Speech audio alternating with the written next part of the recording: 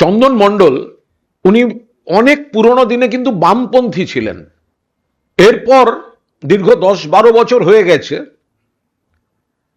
তিনি বিজেপিতে যোগ দেন এবং ময়না এলাকার বিজেপির সব থেকে পরিচিত মুখ, এবং ওনার স্ত্রীও কিন্তু বিজেপির তরফে পঞ্চায়েতের প্রধান। আজকে তো ট্রেলার চলছে, পুরো ফিল্মটা ওই এলাকায় ধাপে ধাপে হবে। যে লক্ষ্মীর ভান্ডার বন্ধ হয়ে যায়, এটা খুব জনপ্রিয় প্রকল্প, টাকাটা বন্ধ হয়ে গিয়েছে, তারা খুব কষ্টের মধ্যে ছিল।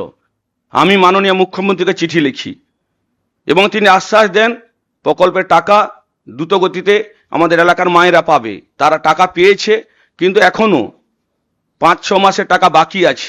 আমি আবেদন করছি যাতে এই টাকাটা তাড়াতাড়ি ছেড়ে দেওয়া হয়। সিদ্ধান্ত নিলাম ময়নার মানুষের জন্য আমি ভারতীয় জনতা পার্টি ছেড়ে তৃণমূল কংগ্রেসে যোগদান করলাম।